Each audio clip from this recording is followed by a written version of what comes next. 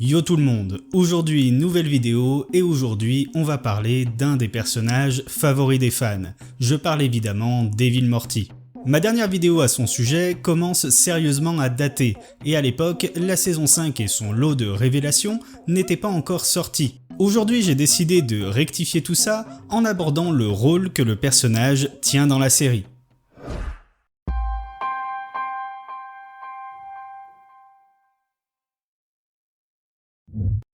Rick et Morty, dans sa première saison, a fait le choix judicieux de nous présenter les différents aspects de son univers au compte-gouttes. Si l'on accepte le pilote qui est un peu à part, les premiers épisodes se déroulent majoritairement sur Terre afin de nous présenter le quotidien des personnages et leurs relations entre eux, notamment la relation déséquilibrée qui existe entre Rick et Morty.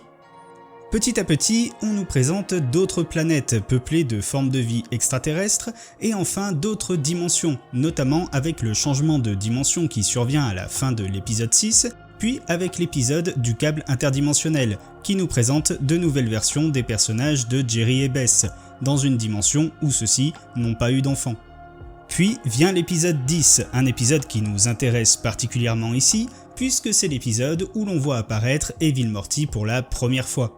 C'est aussi l'épisode où l'on découvre l'infinité des Rick et Morty, et la manière dont un grand nombre d'entre eux mènent leur vie à la citadelle. Cet épisode nous présente également une constante dans les relations entre les Rick et leurs Morty. La plupart des Rick ont un Morty, et tous les Rick sont supérieurs à leurs Morty, qu'ils traitent comme des larbins et dont ils se servent notamment pour se cacher de leurs ennemis. Car comme l'explique Rick au cours de l'épisode, les ondes supérieures dégagées par le cerveau des Rick sont annulées par les ondes inférieures dégagées par le cerveau des Morty. Cette relation particulière entre les Rick et les Morty nous est donc présentée comme l'ordre naturel des choses, et le Morty au cache-œil lui-même ne semble pas en être exempt. Il obéit aveuglément à son Rick et porte un discours très pessimiste sur la condition des Morty. Dis vieux, toi qui connais bien la boutique, y aurait pas un moyen de libérer les Morty qui sont attachés à l'extérieur de ce machin? Ça ne servirait à rien. Un Morty n'a aucune chance de venir à bout d'un Rick. Vas-y, entre. Mais une fois que cet ordre naturel des choses a bien été établi, nous avons alors droit à la révélation finale de l'épisode. Le Rick qui faisait office d'antagoniste dans cette aventure n'était en fait qu'un androïde contrôlé à distance et celui qui tirait les ficelles depuis le début n'était autre que son Morty. Un Morty ayant réussi à bousculer l'ordre établi et à se montrer supérieur à son Rick. Et c'est pour moi la base de ce que représente Evil Morty dans la série. Il est le personnage qui nous montre que non, les règles de l'univers ne sont pas figées et que tout ce qui nous apparaît comme une évidence n'est peut-être qu'une illusion mise en place par la caste dominante, celle des Rick, pour empêcher toute rébellion de la part des Morty. Rick l'avoue peut-être même à demi-mot vers la fin de l'épisode, juste avant la révélation finale. Le plus Morty de tous les Morty. Ouais, enfle pas trop des chevilles, mon gars. Un Morty trop sûr de soi, ça peut causer des soucis à toi et aussi à ceux qui t'entourent. Ah ouais, comment ça? Ah, je t'expliquerai quand tu seras plus vieux.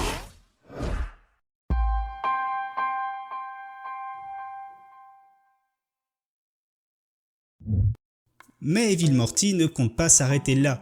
Le fait d'avoir surpassé un Rick n'est que la première étape de son plan qui consiste en fait à dominer tous les Rick, et pour ça, il doit régner sur la citadelle.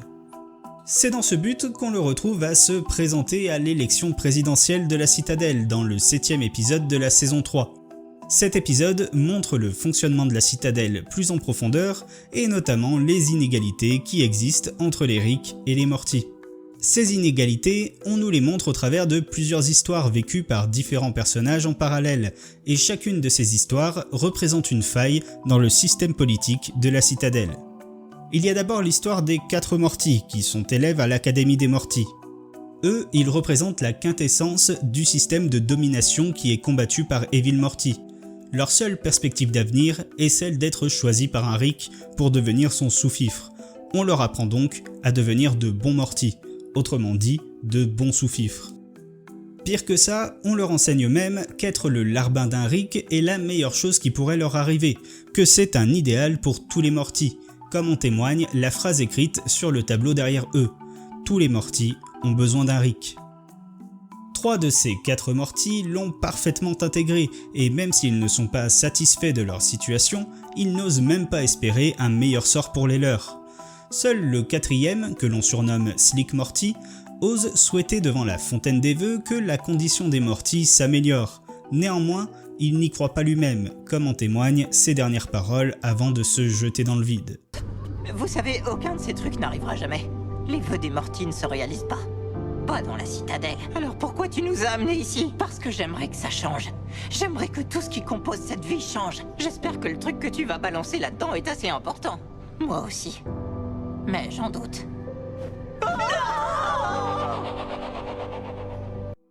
C'est la première faille du système de la citadelle, et aussi la plus évidente. Les Morty ne peuvent pas s'épanouir au sein de ce système. La deuxième histoire que l'on découvre est celle du flic Morty. On a là un Morty qui a réussi à s'extirper de sa condition en intégrant un poste qui est habituellement occupé par des Rick. C'est donc un Morty qui s'est élevé dans la société au même rang que les Rick, mais pour cela, il a dû trahir son propre groupe, à savoir les Morty. Ce Morty a bien intégré que les Morty étaient en tout point inférieurs aux Rick, mais lui, il se pense supérieur aux autres Morty. Pour prouver cette supériorité, il n'hésite pas à rabaisser et maltraiter les autres Morty, mais cette assurance qu'il affiche n'est bien sûr qu'une façade, comme le prouve sa réaction lorsqu'un autre Morty le traite de sous-fifre. Traite-moi de sous-fifre encore une fois, vas-y, fais-moi plaisir. Non, tu veux voir comment je fais pour repeindre un mur? C'est les locos qui ont fait le coup, mec. Le gang des locos de Morty Town. En réalité, son statut ne tient que parce qu'il est au service du système de domination des Morty. Son rôle dans ce système est de réprimer tous les Morty qui cherchent à se rebeller contre les Rick, comme par exemple le gang des locos de Morty Town qui ont réussi à réduire en esclavage un Rick un peu plus faible que les autres. D'ailleurs, c'est aussi un peu le rôle de Big Morty, le baron de la drogue de Morty Town, mais lui, il le fait avec des méthodes différentes. On en arrive donc à la deuxième faille du système de la citadelle. Il ne tient que grâce à la répression de toute rébellion et à la violence des Morty à l'encontre des autres Morty. Et enfin, on nous présente une troisième histoire, qui est celle d'un Rick travaillant dans l'usine des gaufrettes de Rick le Simple. Tout comme les Morty, ce Rick n'a aucune autre perspective d'avenir que celle de continuer à exercer son travail répétitif et ennuyeux. La seule promotion qu'il aurait pu obtenir lui passe sous le nez au profit d'un autre Rick arrivé depuis peu à la citadelle. Il finit par se rebeller, par assassiner son chef et par prendre toute l'usine en otage. Pour reprendre la situation en main, le propriétaire de l'usine lui promet alors une bien meilleure condition de vie, mais il se sert en réalité de ses espoirs de liberté pour la fabrication d'une nouvelle gamme de produits. Cette histoire illustre donc la dernière faille du système de la citadelle, à savoir les inégalités qui existent entre les Rick eux-mêmes. Evil Morty a bien conscience de chacune de ces failles du système et il les utilise dans son discours afin de s'attirer la sympathie de la majorité des habitants de la citadelle, celle des Morty évidemment, mais aussi celle des Rick les moins favorisés. Cette division, je la vois partout. Je la vois dans nos écoles, où l'on enseigne aux Morty qu'ils sont tous pareils par peur de ce qui peut nous rendre uniques. Je la vois dans nos rues, où l'on arme les Morty pour qu'ils passent leur temps à se battre, plutôt qu'à combattre l'injustice avec un grand L. Je la vois dans nos usines, où les Rick ne perçoivent que des miettes comparées à ce que touche leur patron, alors qu'ils sont identiques et ont le même QI que ces derniers. Grâce à ce discours et à quelques autres manœuvres politiques, Evil Morty parvient à se faire élire président de la citadelle. Il fait alors éliminer tous ses opposants ainsi que tous ceux qui connaissent sa véritable identité. Dans un premier temps, il semble tenir ses promesses et améliorer véritablement le train de vie à la citadelle, mais son véritable objectif n'est pas encore atteint.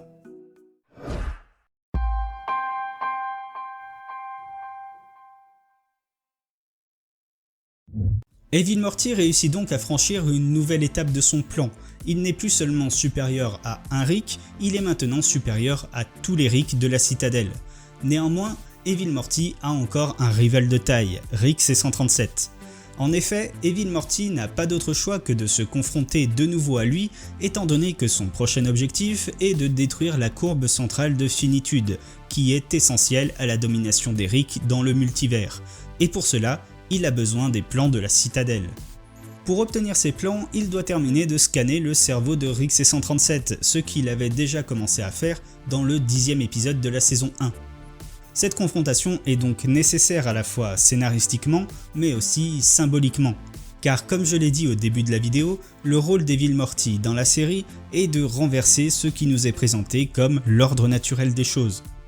Et cela, Evil Morty a donc commencé à le faire en prenant le dessus sur un Rick, il continue en prenant le contrôle de toute la citadelle et en changeant complètement le système de celle-ci, et maintenant il doit terminer son ascension en surpassant l'homme qui depuis le début de la série nous est présenté comme le plus Rick des Rick, l'être le plus intelligent de l'univers, le personnage principal de la série, Rick C-137. Mais ça ne s'arrête pas là, ce n'est pas la seule manière dont Evil Morty va bousculer l'ordre des choses, car son objectif principal, qu'il parvient à réaliser à la fin de la saison 5, c'est de détruire la courbe centrale de finitude, et on sait qu'au-delà de la courbe, il existe un multivers dans lequel les Rick ne sont pas les êtres les plus intelligents de leur univers, et où ils ne sont donc pas hégémoniques. En détruisant la courbe, il détruit la supériorité des Rick. Si ce multivers est bien exploité dans la suite de la série, c'est-à-dire pas comme dans la saison 6, alors toute notre vision de l'univers de la série pourrait être chamboulée, et tout ça grâce ou à cause d'Evil Morty.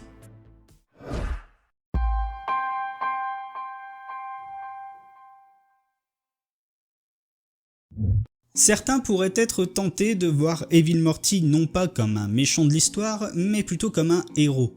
Et après tout, il est vrai qu'il est à l'origine un Morty, donc un être considéré comme inférieur, et qu'il a certainement, comme la plupart des Morty, subi de mauvais traitements de la part des Rick. Son objectif peut donc nous apparaître comme noble, il souhaite renverser le système de domination et ouvrir la voie vers des univers où aucun Morty n'est maltraité par un Rick. Néanmoins, considérer Evil Morty comme un héros, ce serait aussi oublier tous les crimes qu'il a commis au nom de sa cause, car il n'a jamais hésité à sacrifier des innocents et notamment énormément de Morty pour arriver à ses fins.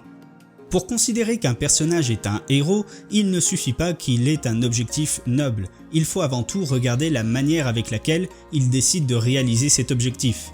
De ce point de vue, Evil Morty est plutôt un anti-héros, une sorte de Punisher qui combat le mal par encore plus de mal.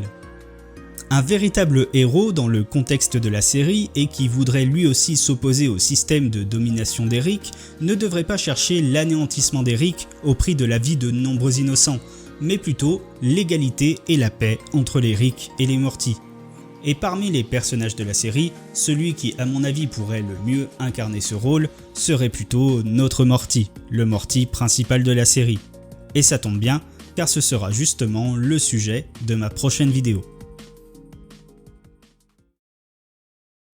Merci d'avoir regardé la vidéo jusqu'au bout, j'espère qu'elle vous a plu. Si c'est le cas, n'hésitez pas à laisser un like et un commentaire et à vous abonner si ce n'est pas déjà fait. Et on se retrouve très bientôt pour une nouvelle vidéo.